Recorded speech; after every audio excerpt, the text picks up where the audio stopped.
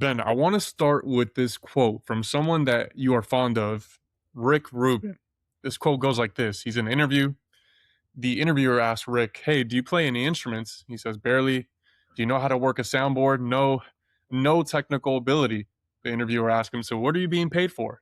And Rick answers, "The confidence that I have in my taste and my ability to express what I feel." I saw something online that says his book, The Creative Act, was one of those things that changed your mindset in terms of like business strategy. What exactly was it from that book that helped you? I mean, I'm very spiritual and I became more and more spiritual over time. And book was given to me by a friend of mine who's very spiritual too. And I'm like sort of like sparing partner in terms of like how we see the world, how and I think that Rick Rubin, he's I'm sure he's very spiritual too. And it's sort of like this idea of being in flow and stopping being so attached to your ego, which is you in this world and society, which is the source of all anxiety, all pain, right? Well, if you attach yourself to this character, and I'm like, okay, fuck, I'm like 40, I'm like, well, am I rich enough? I'm like, well, my neighbor is rich, and like I don't know, and my friend sold his company for X, right? You then go in the spiral of like optimizing for the wrong thing, right? And so what Rick Rubin seems to say, I mean, I haven't met the guy, but that's sort of like how I read it, is to stop caring about other people. Because if you want to make a change in this world, first of all, if you work on something you are fully in line with and excited about, even if it fails, who cares? Like if you paint a beautiful painting and you love it and you had a good time and you spend like, I don't know, 2 weeks painting it and nobody cares about it, well, at least you had fun doing it. At least that was a good 3 week of your life. And then and also what he says is like, once you release it to the world, you can't control what you can control. You can control external factors, and people liking your work is not a judgment on you. It's a judgment on how other people reflect on what you did. Right. And it's just like that. You could have, if you can have 100 people love your work, that's amazing. That's 100 individual people love your work. If you want to touch billions of people, well, it's harder because you have to please so many different types of people. So your product needs to be very universal. But if you start caring too much about what people want, then you end up building something that everyone has built, because what people want is what is the sum of like what humanity knows already. Right? Humanity is built over time, more and more technology and more things and more there's more and more knowledge accumulated to like what the state is today, and people like the best of what humanity has built up until now. And so if you build for what people want what is safe, what they know, and what is safe, and what helps them with survival, with reproduction, with safety, right? That's pretty much what people want. And so if you introduce a new thing, they're not gonna like it by default, right? Because it's unsafe. So the long story short is that I think to build, and everyone's ambition can be different. It doesn't matter. Like as long as you're in flow, what you do, that's what matters. And if you're happy doing it, that's what matters. But I think to build things that are like unique and interesting, you first have to not care about what people want, care about what you think is interesting, what makes you happy, what makes you not happy. It's not about happiness. What gives you energy? Because giving energy doesn't have to be happy energy. It could be unhappy energy. It doesn't matter. What gives you energy? Without caring too much about what people do. Of course, once you put a product out in the world, you want to listen to what people care about, but not so much that it's going to influence the way the product's direction is, or like your mission, right? Because people don't know what they want until they see it. Right. Yeah, I definitely want to unpack some of those things. I think one of those points of like doing what you love is important, at least for myself, even doing this podcast. Like, I used to get so fixated on vanity metrics of like, oh, this only got 100 views or this and that. But at the end of the day, like, I just love the conversation. So it's what kind of like sparks that energy. And that first piece though, you talked about like Rick Rubin, that book helped you channel something spiritually. What was it at that specific time in your life? Were you going through like a failed business? Were you just like, damn, I tried to be successful in specific vertical and didn't work out? Like, was there like one specific pivotal moment that made you get into spirituality like that? So I've been an entrepreneur for like, let's call it 10 years. I had two successful moments from just like the market telling you overwhelmingly yes, both people saying yes and giving you money, right? So customers paying you, which is like the second thing, which is like people say yes with their money, with their wallet, right? That's when you really know. Also, and then third thing is like you have a good margin, right? You have actually, meaning like you get money and you save some of that money to reinvest, and you have a sustainable business, because it's like that's the real product market fit, right? I did twice. The first one was with Travis Kalanick. The second one was right now. I left Travis in 2022, and Polsia, I launched Polsia end of 2025. So there was really like, three, 4, 5, let's call it like 3 years Mm-hmm. where I was building. I was still an entrepreneur. I was building stuff, and it was not working, Right. right? And so that also tells you like, it's hard to build. And then with Travis, I was so successful under him, like because he was such a good mentor. He's like obviously very inspiring, and like when you're under him, he's so pumped, and he's so excited about changing the world for a better place, make it a better place, that you get you get really excited about it, and then you put your best self forward because he pushes you to do so. And so I was able to build a very big business under him that I started from scratch, and then he pushed me to like get it bigger. And so when I left, I was like, no, I want to do my own thing. I'm the actual CEO, right? Because I wasn't CEO, I was just like global head of a division under him. And then for 3 years, I was like not failing. I was just exploring what was really happening. I was exploring and learning, because you're always exploring and learning. Mm-hmm. But the reality, the financial reality and the customer reality was I was failing. And I was taking it, dude, I was like, it was affecting me, because I was like, fuck, I guess I'm not that good. I guess, I thought that like I had learned how to build a business as a Travis, but I'm realizing that I'm not.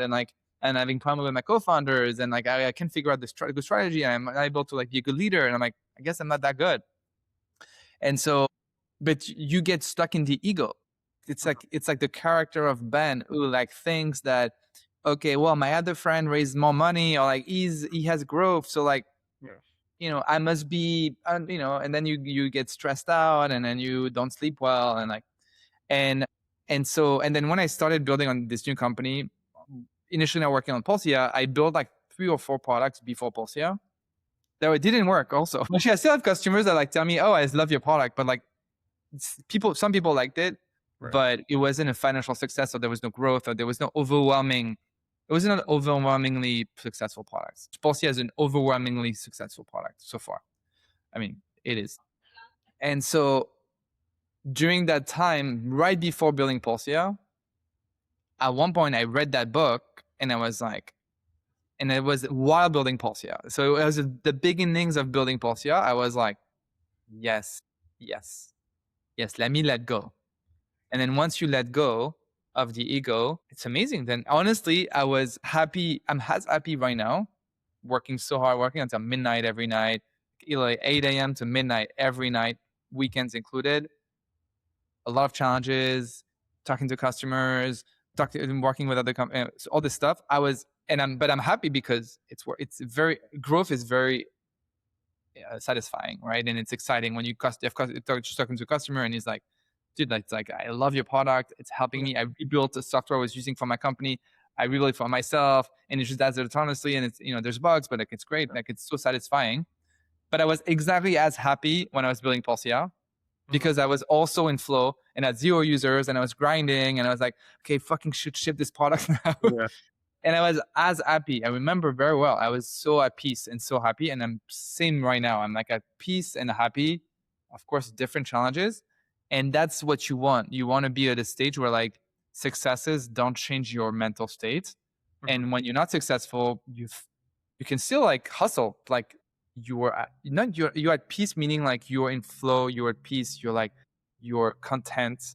You don't get too emotional when the things are not going well, and you don't get too excited when things are going well. That's the goal, and it's really hard. And that's where what I talk about spirituality. That's what I'm talking about. It's like finding that inner peace, because there's always going to be shit going on. Right. So to backtrack in your story a little bit, you you're working with Travis, you're, from my understanding, CTO. You read this book by Rick Rubin and a famous quote from a very popular movie, Frozen, you let it go. You let go of your ego and you start trying to build these businesses. In hindsight, like when the first day that you left Travis, like what was your thought process? Did you already have like a specific idea in mind of like, this is the business I want to build? Or are you just saying, hey, I just want to do my own thing and I'll figure it out as I go?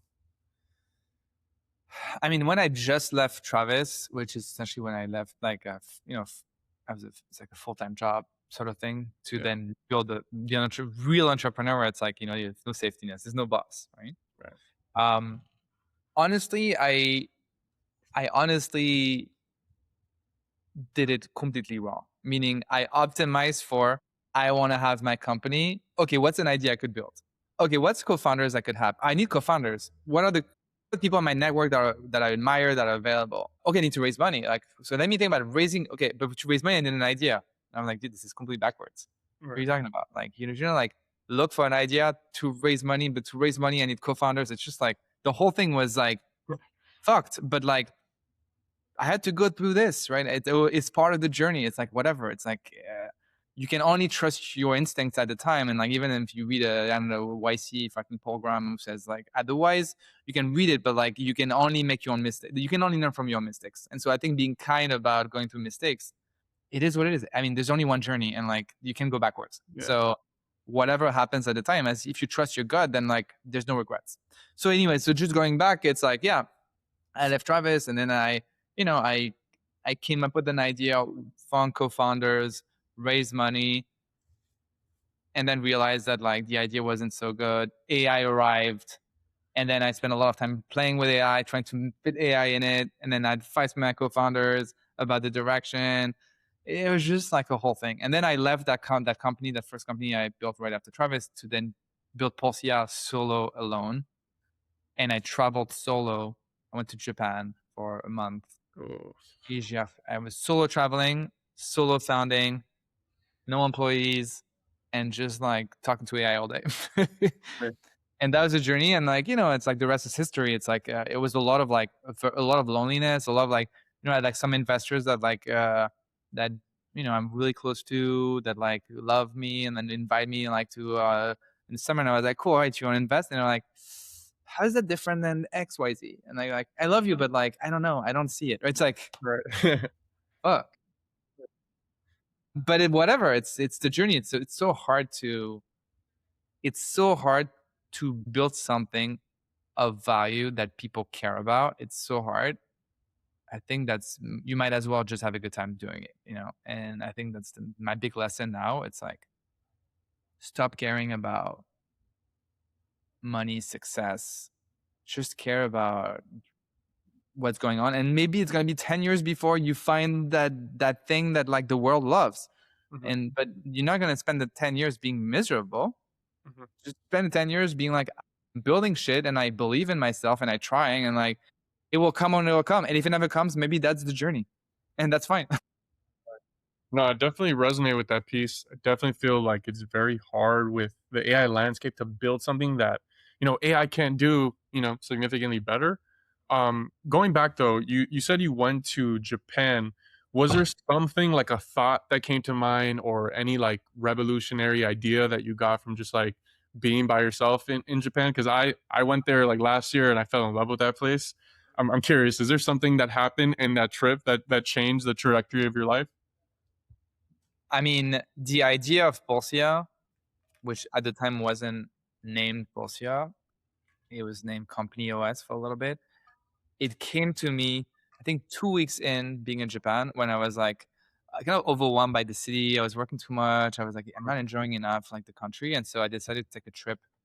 I asked AI, like, what should I do? And they're like, should I take a trip? And they're like, yeah, you should just get out of the city, change your mind, go to Mount Fuji. And I was like, oh yeah, that's a good idea. Like, what is there? Like, go to Lake Kamaguchiko, whatever it's called, Mount Fuji. And so I was like, okay, AI booked me a trip, the whole thing. Take this train, take this hotel. And I was like, okay, go. And when I was there, I was like, it was GPT at the time. I asked GPT like, tell me, why is this such a magical place? What Mm, is it about Mount Fuji that makes that it's in all the fucking movies, all the it's a famous mountain. right. There's a lot of mountains in the world. Why Mount Fuji? Like, yeah, it's a pretty mountain, but so what? And the stories about Mount Fuji are actually pretty cool. It's really, there's a lot of stories about famous people in Japan. So it's sort of like a rite of passage of like essentially doing the trip to Mount Fuji by yourself. Mhm. I think, back in the day there was no train and stuff like that, so it was like on your horse or walking, whatever. And I think people go up until the peak of Mount Fuji. I think that's the journey. I didn't do that obviously, but it's like once you get to Mount Fuji, and it's sort of, you go there to get an answer, but I think you realize that during that trip of you going there is when you figured it out. Does that make sense? So actually, when you get there, there's actually no, you Right. sort of realize your true calling. It's the third or fourth time I tell this story, and I'm like, I should research it again to really get the story right, because it's a cool story. Yeah. I'm butchering it. You got the gist. And so when I was reading the stories, I was like, this is so cool. And it gave me the chills at the time. So I was like, wow, like, yeah. And then at that time, I started being like, wait, but yeah, I can do everything. I could create this company, this company OS that would, where I would configure all these AIs I talked to, like when I would say, hey, GPT be my CTO, GPT be my designer, hey, GPT be my lawyer, and they would do all those functions. I'm like, well, I could configure it to a software that would help me as a co-founder run stuff and then autonomously run stuff. And then the rest is history. And at the time I was like, wait, but a second, but like if I can run companies, I can run multiple companies. But then if I run multiple companies, maybe there could be an investor layer on top of it that could invest in those companies. And it could be like but then it becomes a whole society, because if you have entrepreneurs, and then you have investors, that's the beginning of an economy. And so, but at that time, I was like, this isn't, and I was like, but I was like, I can never get bored of this idea, because it's the final idea. It's a final company. It's like I'm rebuilding with AI the world, right? And I don't know why I didn't stop everything and build it back then. It was like in April. It took me until October to be like, what am I doing? Let me just build that. Right. Because I think at the time I was intimidating, and then the models were not as good. And I wasn't using agentic agentic was really new. It wasn't as multidisciplinary. So it was just a lot of like uh, question answer situations with AI. It wasn't like fully agentic, right? And so I think when the agents started becoming really good in September, October, that's when I was like, well, wait a second. I could connect all this stuff together, and the MCPs, the tools, the this, the that, right? But the long story short is that I think traveling solo and being confronted with yourself and seeing the world and seeing countries like Japan, I went to China, I went to Korea, like those countries are so beautiful, so much culture, so different, that I think it's very inspiring, because it just changes you just get out of like the same. Yeah, I think traveling is a great way to stay on your feet and to just exercise your brain and to get out of your mental state, because you see other things. Yeah, no, that's powerful, man. So you said you're walking the mountain, you thought of Polsia, and like one thing you just mentioned right now about like agentic, and I guess I want to tap into this because I think people looking into this will be like, oh, but what's the difference between Polsia and ChatGPT or Claude, right? Like there's kind of in my head, I think of things that are automated that you could write like a Python script to do, consistently the same thing repetitive. But then there's the agentic where it's like it has its own mind. It's like iRobot. It does its own thing. Can you tap into the difference between the two? Of course. I mean, ChatGPT, which most people know at this point, it's really like you ask one question or to an AI model, and it's answers to that question. Um, Agentic, which is more like Claude Code and Claude Cowork or whatever, it's the idea of like instead of like the question answer, the model just answering you, it sort of like answers itself in the loop. Mhm. And so you give it an intent, and then it thinks about that intent and sort of like creates a plan, and it iterates and says, okay, what you want to do, instead of, you don't only answer a question, you want me to like act on something. And so to act on something, what it does is that it creates a plan, let's say a 10-step plan. And so it does those 10 steps one by one, And then every time, and then it says, okay, well, if it wants me to tweet, so then I need to open a browser, then put x.com on the browser.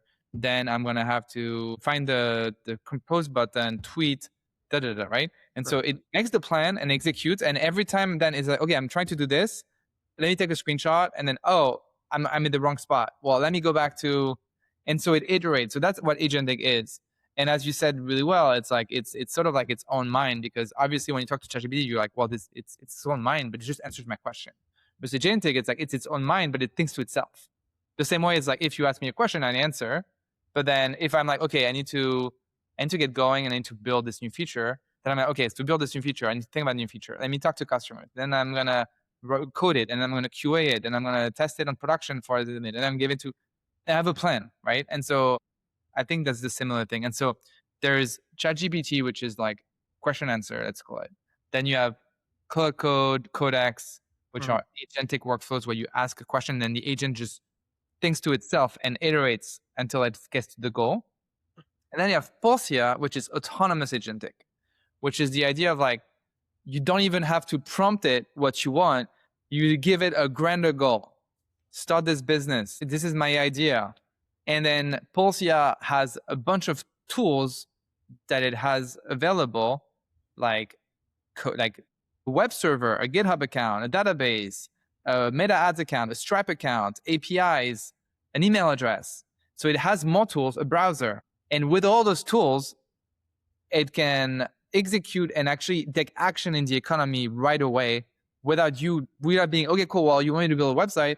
Well, first go to like square.com, like versal.com, and create an account, pay $20 a month, go to a menu, the API key, give me the API key, and then I can do, right? So that's pretty much how Cloud Code works today, because it's just like an assistant, but like it's like, well, give me your shit, give me your. And so that's what Polsia is. It's autonomous. So like it can take decisions on what to do autonomously. So you can be like, well, oh, you want to build like this software? Well, I need to make this whole plan, but also I need to, okay, if we have customers, well, first I need to set up Stripe, and we have to come up with a pricing plan. Okay, let me set up Stripe. Okay, cool, done. Now, then I set up an email address so that once we start doing marketing, I can answer to the email, and so people know my email address. And also, let's do some marketing. So let's do some cold outreach to get some feedback on the product, the whole thing. Yeah. And the same mind, the same agentic mind, but orchestrated in more like a more generalized way, with reproducing an organization. So instead of being like, I think Cloud Code is an employee that just does one thing you tell it. It's that you micromanage. Polsia is more like a co-founder that has a team that is able to do everything. And so you sort of like talk to it, and then it will do stuff for you. It's been incredible. I've used it for like the past 2 weeks experimenting with it. And it's just cool to see. It sends emails on my behalf for sponsors. It built a website. I created a Stripe account, doing all these things. And I'm like, holy shit, this is freaking nuts. Like whoever's not using this is already behind. Like the speed in which like people can grow, I think, is getting faster and faster. Before I forget, there was like one piece that I read somewhere that you said though, like this website can effectively do like a lot. One piece you talked about like distribution. Correct me if I'm wrong. Like, can distribution for you be automated right now with Polsia, or is this something that you have to do manually in the form of content or podcasts? Just to get your take on that. So first of all, like AI can do a lot of things, can build a lot of things. When it comes to marketing, it's trickier, because obviously there's so many people building now with AI, whether they use Polsia or just use Cloud Code or use whatever tool of choice, Cursor, whatever. And so there's so much content, so much, right? And on the content side, people use the AI to create content, and it's like there's so many podcasts. So it's like the world is becoming, there's so much more content, so much more services, goods and services getting out, and Polsia as a platform is enabling so many more people to do it. So the mode becomes marketing. Like, how do you distribute to people? And so obviously Polsia does its best to like give you tools. So today it's cold outreach. You can run ads autonomously on Meta. You can tweet on Polsia's account. In the future, I'm going to add more features. Like there's more ads platform you can integrate to Google, Twitter, whatever. You can connect your own accounts. You'll be able to create your own accounts in the future. You'll be able to like ask influencers to market for you. And really, there's like a ton of different marketing techniques that exist to market a product. And also, there's a lot of people that already have their own community. Like, for example, you have an audience. If you marketed a product, it's actually cheaper for you to just like try to get your audience to use it than to try to like run ads, right? And so I think for Polsia, the goal is to really give out all the tools possible for people to just experiment on marketing stuff. Myself, for Polsia, I mean, I'm using a lot of, I mean, I have like 10 to 15 channels I'm working on. By the way, one of them right now, I'm doing a YouTube channel, right?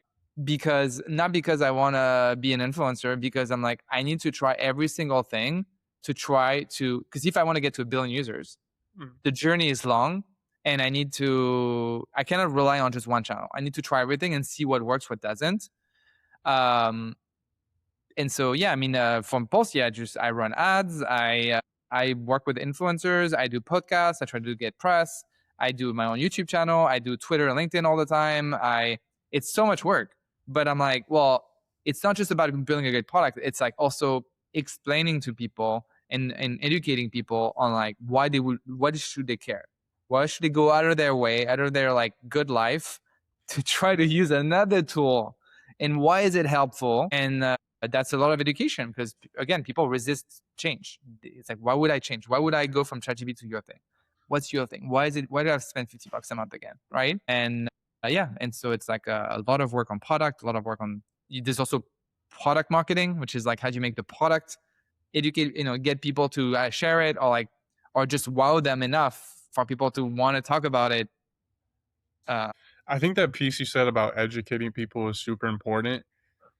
From my experience, people are very skeptical about trying out new things. There's people to this day that they only use Microsoft Excel and they think they're like tech savvy. The second piece that I wanted to touch up on in terms of like teaching people as well is like, from my understanding, you have something in your infrastructure that kind of keeps guardrails from making this like iRobot where they just take over the world to tackle one assignment. Like there's that paperclip example of like, I forgot how it goes, but effectively they kill all of humanity just to have paperclips surrounding the whole globe.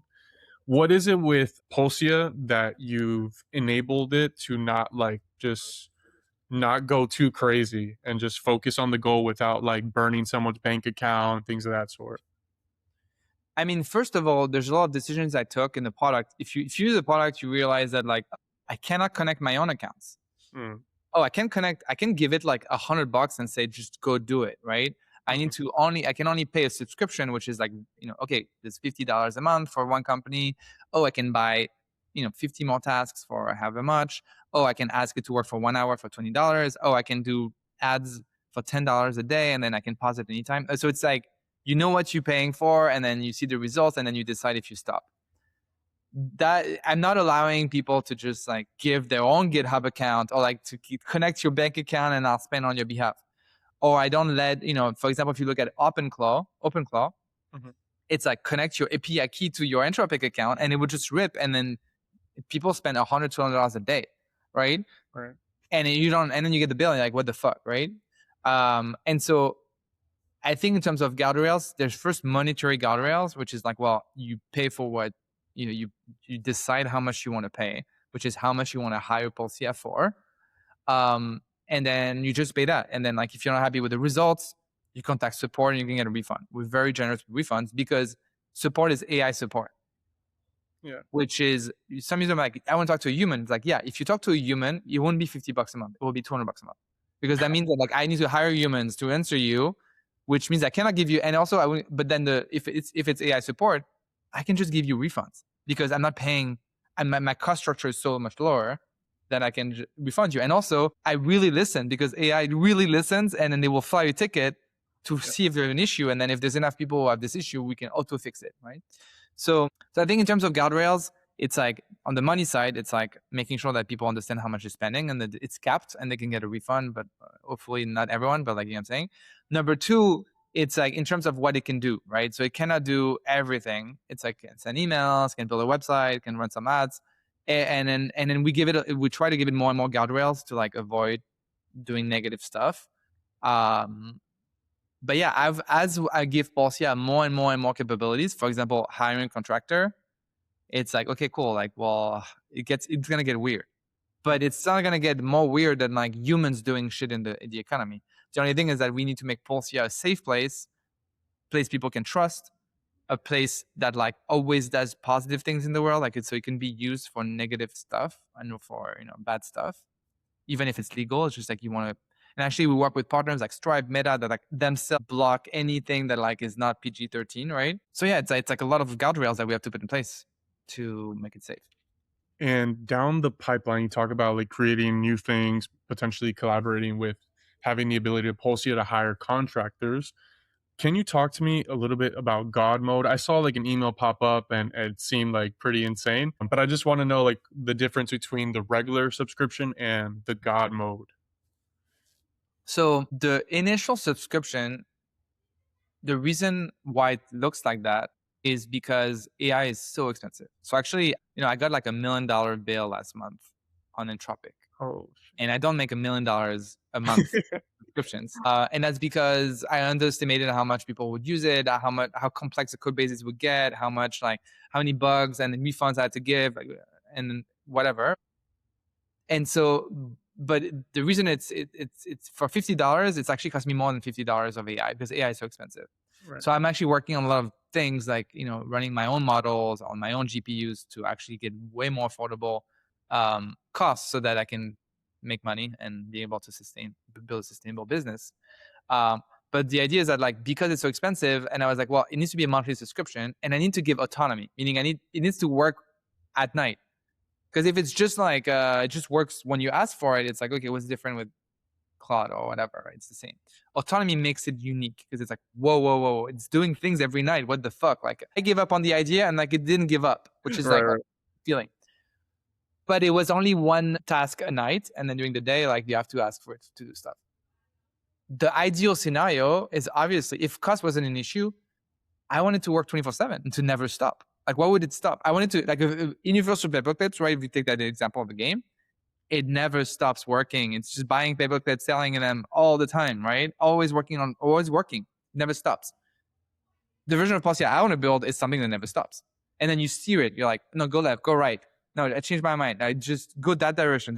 Okay, stop and restart a new company. Start 5 companies, start 10 companies. Actually, go find me a dog walker. That's what you want. And it just listens and does, right? And when you're not asking for stuff, it's like, cool, well, while you not give me the instructions, let me do the other stuff you told me so that like I get prepared. That's if cost was no issue, that's what you want. Right. A full-time 24/7 employee. So God mode was like, okay, you know what? That was always my idea. Before it was like I had this $50 a month thing, but like I realized people are ready to spend more money because they just want more. So people spend more than $50, the active users. So then I was like, okay, like let's build God mode, which is essentially autonomy, like boost, whatever you call it, which is like Polsia starts working for hours and hours nonstop. It doesn't stop.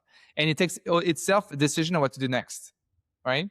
Versus Polsia today, it does one task every night, but then during the day, you kind of listens to what you're saying, say, hey, I want to do this. It creates a task. You click on it. It works for you.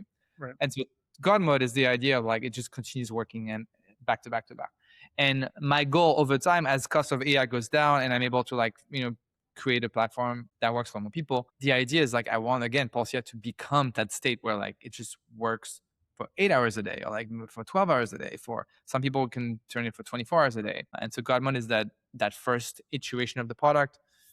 I'm launching a new feature this week. We'll give God mode to more people. Maybe, I want people to be able to build a company together. So you can bring like 10 friends and then like it does God mode for 24 hours. And then people just very fast can see results. Also the idea of like, if I build it myself with Claude, dude, like in a month, I'm still there. But if I buy a 24-hour God mode, or if I create, I'm going to create experiences where people can experience God mode for less money. Hmm. It's like, dude, after 24 hours, it built the whole thing. Right. And it did this SEO, and it's like that's where it becomes crazy. It's where like Polsia becomes overwhelmingly an amazing product, and Godmod is the first step there. Right. Well, then, man, like I genuinely think Polsia is one of those things that is revolutionary. It was kind of like the first time I used ChatGPT. It was like eye opener. This is one of those that I haven't had like in a couple years, and I really think you have something brewing here. Where could people start with Polsia? Like where can people sign up? Talk to me a little bit about that. Yeah, go to polsia.com. The onboarding is very simple. You give an email, and then Polsia asks you a couple questions like, do you want to start a new company, or do you want to help with your existing business? You can give it an idea, or you can just let it surprise you. And honestly, after this, it's all autonomous. It will just do a bunch of work for you. If you want to subscribe, there's a 3-day free trial, which means that like, you put your credit card, but like it's a 3-day free trial. If you like it, it's $50 a month. And yeah, and if you're not happy at any point, you go to support@polsia.com, you ask for a full refund, and you'll get a full refund. So there's actually no excuse not to try it. 100%. Now that you know that like you can get your full money back for the fourth month. Don't Right. abuse it, but like please try it and see how you feel. And last thing, how important is it to have that initial idea? Because I see this all the time on Twitter with people that they're like, "Oh, make $10,000 passive with AI," right? Like they talk about like it's so easy, you know. I guess like shed some light on how important the idea is to kind of like feed into this, right? Like I'm assuming, it isn't just like magic for people. Like you have to actually have solid business structure, a write up, right? Like people need some substance to go into this. I'm assuming. I mean, some of the users that like making money on the platform, like they said, "Oh, Polsia came up with the idea," because No. it's always like because Polsia, if you just let it rip, it's gonna come up with like it's gonna look at the market and gonna be like, "Okay, let's apply AI to this vertical Okay. and build a simple product that offers AI for X." And actually, those simple ideas sometimes are the ones where the end customer is willing to pay for example, like there's a company that sells AI ads. It's like, well, a lot of people platforms sell AI Yeah. ads, yeah, but people want that stuff, Okay. and people don't maybe know how to use like the Bidance, whatever, or like the Sora 2, whatever, right? Right. Um, so it's possible, and I'm actually building more and more with God mode, with like autonomy, with like I'm going to create a feature where like you can set up a fund and like you talk to Polsia and just starts companies and pause them, restarts them. I want to go into a world where like you just gonna give a general idea of how you think and what's your ethos and like how you like to build stuff in this world, and it will come up with stuff for you, and then you can say yes, no, yes, no. That's the Right. ideal state. Right. Today, you can also bring in your idea that you always had, give it to Polsia, and see what it does, and then guide it. So everything's possible. It's supposed to be a generalized tool. It's not supposed to be like this is only to build SaaS to do this. Right. Now, does it do everything really well? No, not yet.